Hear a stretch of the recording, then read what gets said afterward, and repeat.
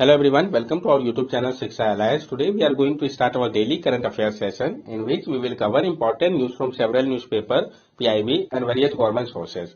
So let's begin our session. Our first topic is Dara सीखो। तो हम जानेंगे दारा सीखो के बारे में, पहले भी कंसीडर कर रखा है इस टॉपिक को हम लोगों ने। Recently on the occasion of releasing the Arabic version of Majma ul Bahrain of Dara सीखो, Vice President said that India has a glorious heritage of not only tolerance for other views but a unique culture of engagement with all views, a culture of pluralism and synergism. अभी हाल ही में जब release किया जा रहा था Arabic version को मजमा उल बरन का, उस ओकेशन के दौरान वाइस प्रेसिडेंट जो थे उन्होंने कहा इंडिया का एक ग्लोरियस हेरिटेज है, सिर्फ टॉलरेंस का ही नहीं अदर व्यू का, बल्कि एक यूनिक कल्चर है जिसमें भारतीय जो है वो एंगेज करते हैं सारे व्यू के साथ, जो कल्चर है प्लूरलिज्म और सिनर्थेसिज्म का।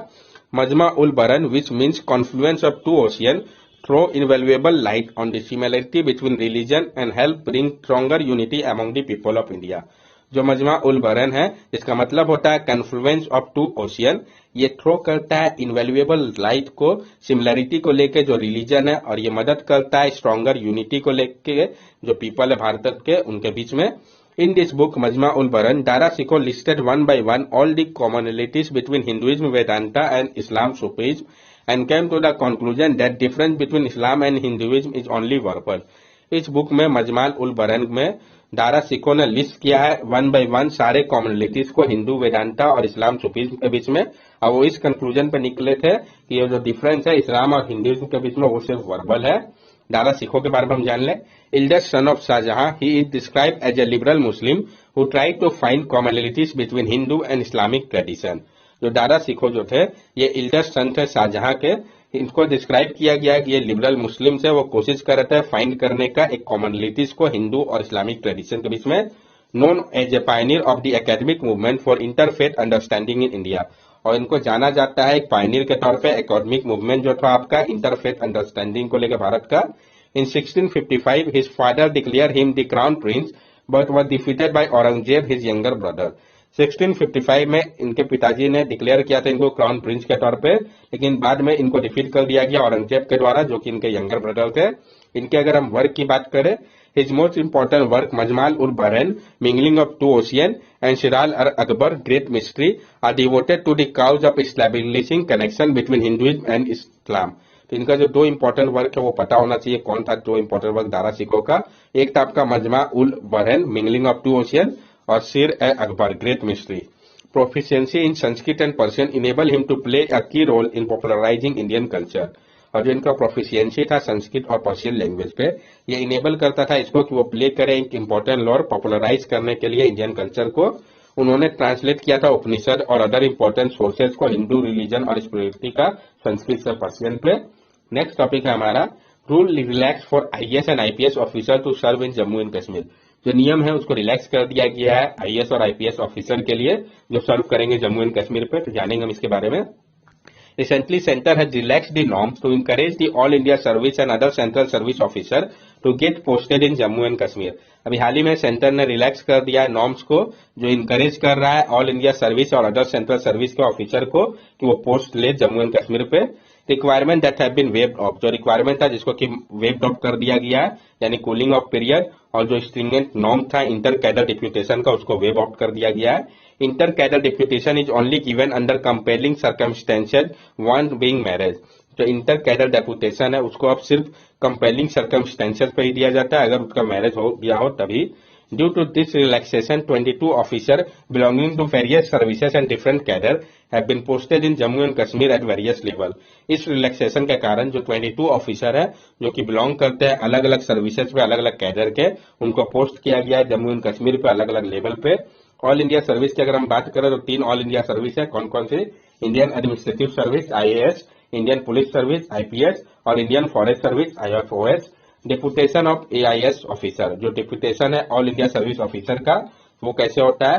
Offer list. The centre ask for an offer list of officer of the all India service willing to go on central deputation, after which is select officer from that list. जो centre है वो ask करते हैं offer list को officer का all India service से जो कि इच्छुक होंगे सेंट्रल डेपुटेशन के लिए, उसके बाद सिलेक्ट किया जाता है ऑफिसर को लिस्ट से। No objection clearance, officer have to get a no objection clearance from the state government for central deputation. जो ऑफिसर है उनको नो ऑब्जेक्शन क्लियरेंस लेना पड़ता है स्टेट गवर्नमेंट से सेंट्रल डेपुटेशन के लिए। Deputation by state, deputation state भी करते हैं। State have to deputate the all India service officer to the central government office and at any point. जो स्टेट है वो डेपुटेट करते हैं ऑल इंडिया सर्विस ऑफिसर के लिए सेंट्रल गवर्नमेंट के पास किसी भी पॉइंट में, लेकिन वो जो है मोर देन 40% नहीं होना चाहिए टोटल कैडर स्टेट का, 40% अधिक नहीं होना चाहिए। नेक्स्ट टॉपिक है हमारा campaign to expand SHG footprint. जो कैंपेन चलाया जा रहा है एक्सपेंड करने के लिए सेल्फ हेल्प ग्रुप के फुटप्रिंट को, इसको हम समझेंगे। Ministry of rural development announce a nationwide campaign for the inclusion of women who are left out of the umbrella of self help group under the Deen Dayal Upadhyaya national rural livelihood mission. जो ministry है rural development की, उन्होंने announce किया एक nation wide campaign को ताकि include किया जा सके वुमेन को जो कि बच गई थी सेल्फ हेल्प ग्रुप के स्कीम से Deendayal Upadhyaya national rural livelihood mission के अंतर्गत। ये सेल्फ हेल्प ग्रुप है क्या? It can be defined as a self-governed, peer-controlled information group of people with similar socio-economic background and having a desire to collectively perform a common purpose. इसको define किया गया है एक self govern peer control information group of people के तौर पे जिनका similar socio economic background है और उनका डिजायर है कि वो कलेक्टिवली परफॉर्म करे एक कॉमन पर्पस को। They are informal association of people who choose to come together to find ways to improve their living condition. ये इनफॉर्मल एसोसिएशन होता है पीपल का जो कि चूज करते हैं कि वो एक साथ आएंगे, तरीका खोजेंगे ताकि इंप्रूव किया जा सके उनके लिविंग कंडीशन को। India is over 74 lakh self help group under they NRLM। India के पास 74 लाख सेल्फ हेल्प ग्रुप है Deendayal Antyodaya national rural livelihood mission के अंतर्गत। दीनदयाल अंत्योदय योजना नेशनल रूरल लाइवलीहुड मिशन के बारे में हम जान लें। It is a centrally sponsored programme rolled by ministry of rural development in June 2011। तो ये जो है आपका सेंट्रली स्पॉन्सर प्रोग्राम है, लॉन्च किया गया था मिनिस्ट्री ऑफ रूरल डेवलपमेंट के द्वारा। कब? तो जून 2011 पे। मकसद क्या था इसका? To eliminate rural poverty through, कि एलिमिनेट किया जाए रूरल पॉवर्टी को कैसे? प्रमोशन ऑफ मल्टीपल लाइवलीहुड, यानी प्रमोट करके मल्टीपल लाइवलीहुड को। Improve access to financial service for the rural poor household across the country, improve करके जो एक्सेस है फाइनेंशियल सर्विस का रूरल पुअर हाउस होल्ड के लिए पूरे कंट्री में। To reach out to all rural poor household and impact their livelihood, पहुंचा जा सके सारे रूरल पुअर हाउस होल्ड तक जो इम्पैक्ट करता है लाइवलीहुड को उनके। नेक्स्ट टॉपिक है हमारा जेंडर स्नैपशॉट 2022 रिपोर्ट। तो जो जेंडर स्नैपशॉट 2022 रिपोर्ट है इसके बारे में हम जानेंगे। सबसे पहले तो कोई भी रिपोर्ट है तो इसमें रैंकिंग क्या वो इंपॉर्टेंट हो जाता है और किसके द्वारा रिलीज किया गया ये सबसे इंपॉर्टेंट है। तो जो जेंडर स्नैपशॉट रिपोर्ट है 2022 का UN Desa and UN women ने रिलीज किया इस रिपोर्ट को। की फाइंडिंग क्या है इस रिपोर्ट का? At current rate it will take 286 year to achieve full gender equality. Current rate पे 286 ईयर लग जाएगा अचीव करने के लिए फुल जेंडर इक्वालिटी को। More women and girls live in extreme poverty than man and boys. ज्यादा women और girls जो है वो एक्सट्रीम पॉवर्टी पर रहती है मैन एंड बॉयज के कंपैरिजन पे। Extreme poverty is living on less than $1.9 a day. Extreme poverty हम उसको कहते हैं जो रहते हैं $1.9 से कम पे। Women hold only 2 out of 10 jobs in science and technology, और जो 10 जॉब है उसमें से वुमेन जो है वो सिर्फ 2 ही जॉब होल्ड करती है साइंस एंड टेक्नोलॉजी के डिपार्टमेंट में। रिकमेंडेशन क्या कहा गया है? Cooperation on gender equality agenda, investment in gender need, removal of structure barrier and reform gender bias law. Cooperate करना होगा जेंडर इक्वालिटी एजेंडा को लेके, इन्वेस्ट करना होगा जेंडर नीड के ऊपर, रिमूव करना होगा जो स्ट्रक्चरल बैरियर है और रिफॉर्म लाना होगा हम लोग को जो जेंडर बायस लॉ है। नेक्स्ट टॉपिक है हमारा इंडिया जापान 2+2 मिनिस्ट्रियल डायलॉग। जो इंडिया जापान का 2+2 मिनिस्ट्रियल डायलॉग है इसके बारे में हम जानेंगे। Recently second Indo Japan ministerial dialogue held in Tokyo. अभी हाल ही में second Indo Japan ministerial dialogue जो था वो आपका टोक्यो पे हुआ। ये कहाँ पे हुआ ये भी इंपॉर्टेंट हो जाता है, तो टोक्यो पे हुआ जापान के। Foreign and defence minister of India and is allied 2+2 meet regularly to understand each other strategic concern and build stronger size. जो फॉरेन और डिफेंस मिनिस्टर थे भारत के और इसके अलाई के 2+2 के, वो मीट करते हैं रेगुलरली ताकि वो समझ सके एक दूसरे के स्ट्रेटेजिक कंसर्न को और बिल्ड कर सके स्ट्रॉन्गर टाइज को। इंडिया हैज 2+2 डायलॉग फिर 4 की strategic partner US, Australia, Japan, Russia. India का जो 2+2 डायलॉग है 4 इंपॉर्टेंट स्ट्रेटेजिक पार्टनर के साथ है। कौन कौन सा? US के साथ, ऑस्ट्रेलिया के साथ, जापान के साथ और रशिया के साथ। इंडिया जापान कोलैबोरेशन की अगर हम बात करें तो principle involve promote rule based order, respect for international law and norms, open navigation in common water and safeguarding global common. ये प्रमोट करते हैं रूल बेस्ड ऑर्डर को, रेस्पेक्ट करते हैं इंटरनेशनल लॉ एंड नॉर्म्स को, ओपन नेविगेशन को वो support करते हैं कॉमन वाटर के लिए और ये सेफगार्ड करता है ग्लोबल कॉमन्स को। Development collaboration, Quad, supply chain resilience initiative, Asia Africa growth corridor, mutual logistic and supply agreement, ये सारे जो है डेवलपमेंट कोलैबोरेशन है इनके बीच में, इंडिया जापान के बीच में। एक्सरसाइज की अगर हम बात करें तो फाइटर एक्सरसाइज एयरफोर्स के बीच में चलता है इंडिया जापान के। धर्मा गार्जन जो है ये आपका ज्वाइंट मिलिट्री एक्सरसाइज है इंडिया जापान के बीच में। जाइमेक्स जो है ये नेवी एक्सरसाइज है, और मालाबार एक्सरसाइज जो है इंडिया, यूएस, जापान, ऑस्ट्रेलिया के बीच में है। ये एक्सरसाइज का नाम पता होना चाहिए, क्योंकि किस कंट्री के बीच में ये एक्सरसाइज होता है, कहाँ होता है, ये इंपॉर्टेंट हो जाता है। नेक्स्ट टॉपिक है हमारा सेतु। सेतु के बारे में हम जानेंगे। Supporting entrepreneur in transformation and up skilling, Setu will connect startup in India with US based investor, mentor and leader. जो सेतु है आपका, ये supporting entrepreneur in transformation and up skilling, ये कनेक्ट करेगा स्टार्टअप जो है भारत का उसको यूएस बेस्ड इन्वेस्टर, मेंटर और लीडर के साथ। Interaction can be done using the mentorship portal under the Startup India initiative, mark mentorship advisory assistant resilience and growth program। जो इंटरेक्शन होगा वो किया जा सकेगा मेंटरशिप पोर्टल के अंतर्गत, जो स्टार्टअप इंडिया इनिशिएटिव मार्क है, mentorship advisory assistant resilience and growth programme के अंतर्गत। MAARG is a single stop solution finder for startup in India, और जो मार्क है आपका वो एक सिंगल स्टॉप सॉल्यूशन फाइंडर है स्टार्टअप के लिए भारत में। मिनिस्ट्री की अगर हम बात करें तो ये कॉमर्स और इंडस्ट्री मिनिस्ट्री के अंतर्गत आता है। India rank globally third in startup ecosystem and also in terms of number of unicorn. As per latest data there are currently 105 unicorn. India का रैंक पूरे विश्व में तीसरा है स्टार्टअप इकोसिस्टम पे, और जो इन टर्म्स ऑफ यूनिकॉर्न के बाद में, और जो लेटेस्ट डाटा है उसके अनुसार करेंटली इंडिया पे 105 यूनिकॉर्न्स है। नेक्स्ट टॉपिक है हमारा Swami Vivekananda Chicago speech in 1893।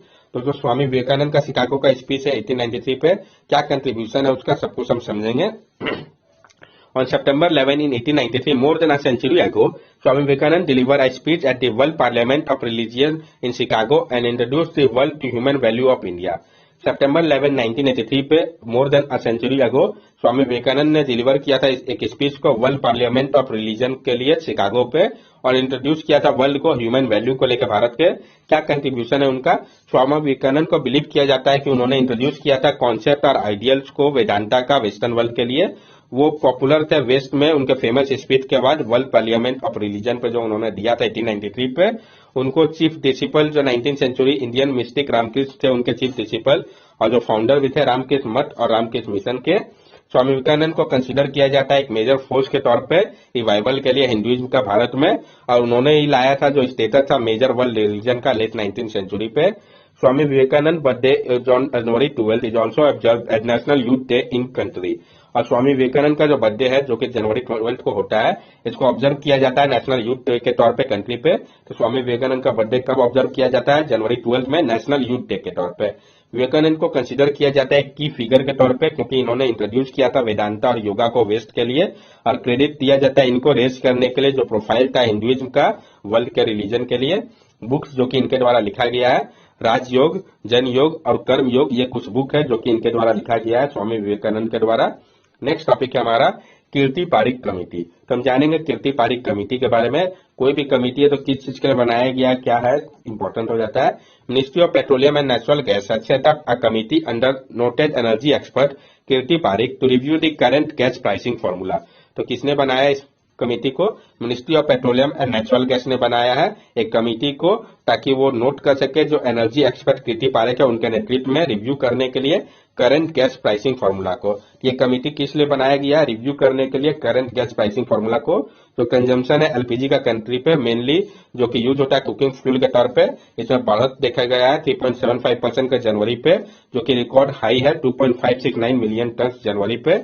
ये जो फ्लैगशिप स्कीम है गवर्नमेंट का प्रधानमंत्री उज्ज्वला योजना का, इसमें सिग्निफिकेंट कंट्रीब्यूट किया था इनहेंस करने में पेनिट्रेशन को एलपीजी का, स्पेशली रूरल एरियाज पे।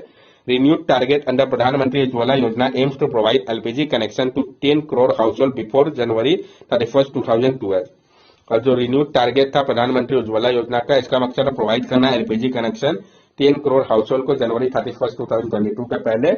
ये जो पैनल है उनसे पूछा गया है कि वो रिकमेंड करें एक फेयर प्राइस को, ताकि एंड किया जा सके कंज्यूमर, और सजेस्ट किया जा सके market oriented transparent reliable pricing regime को इंडिया के लॉन्ग टर्म विजन को ध्यान में रखते हुए, ताकि इंश्योर किया जा सके गैस बेस्ड इकोनॉमी को, ताकि बूस्ट करने में इंडिया के इस सेक्टर को हेल्प मिल सके।